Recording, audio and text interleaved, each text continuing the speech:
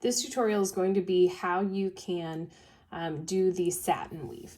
Okay, so you'll see that on my first row, I've gone over 1, under 4, over 1, under 4, over 1, under 4, over 1, and then under 1. You need to decide on the satin weave if you want to make your diagonals go this direction or if you want your diagonals to go this direction. Whichever one you choose is fine. You just have to make sure that you keep that going throughout the entire length of your weaving. I'm going to go this direction. So I'm going to go to where I've ended. I want to go to one of the over weft yarns that I have done most recently, and I'm going to go over 2 lines. So I'm going to go to the next one and I'm going to skip that one. This is the one that I am going to go over. So if I know that this is my over yarn, these have to be under. The tricky part is I can't go under immediately because I have this one that ends on an under. So when that happens, we just have to finagle it a little bit. We have to make it work so that it will connect.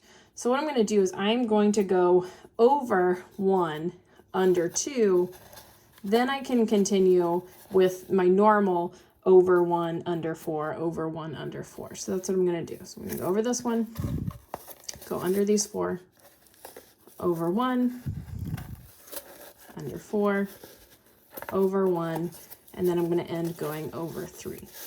And then I'm just going to pull my thread through, or pull my yarn through, sorry.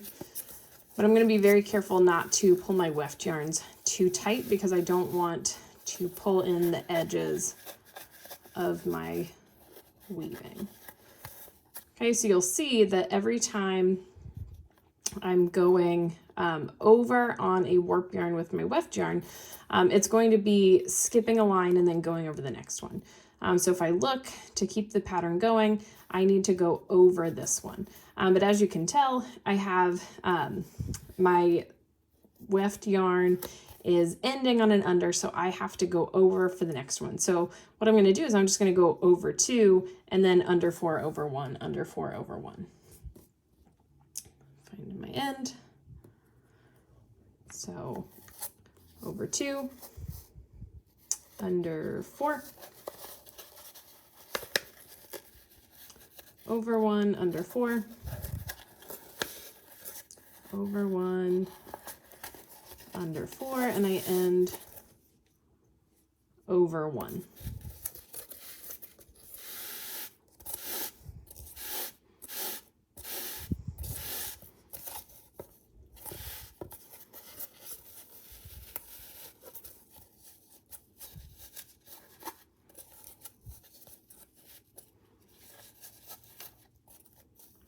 Okay, so keeping with my diagonals, I know that I'm going to need to go over this one.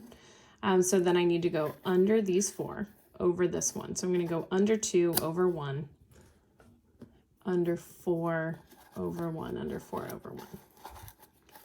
And that's what's going to keep my diagonals going in the right direction all the way through.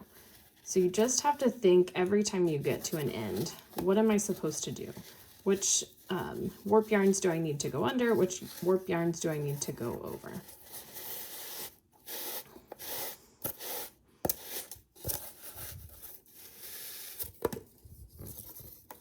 Oops.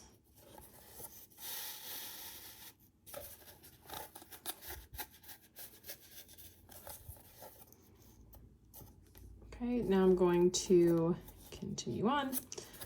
I need to go under these 2, but I can't go immediately under because that would unweave what I already weaved up there. So I'm going to go over 1,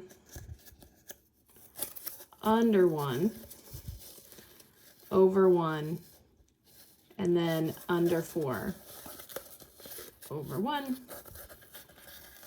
under 4, over 1, under 4.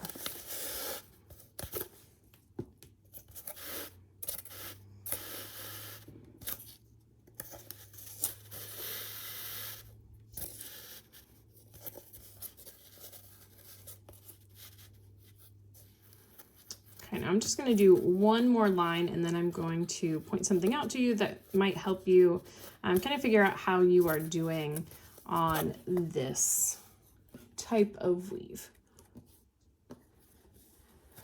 So I know that I'm going to need to go over this yarn. So I need to go under these 4, which means I need to go over this one. So I'm going to go over those first 2, then under 4.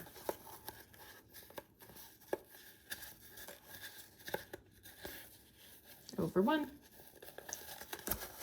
under 4,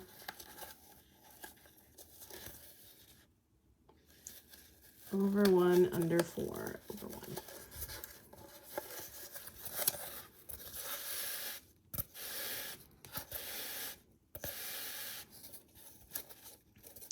Okay, something you may start to notice about the satin weave is if you look at where you have gone over on the same line, you should have 4 weft threads that go under your warp thread between each over on your weft threads.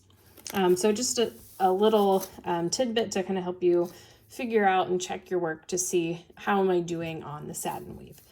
So you will just continue on until you get to the very end.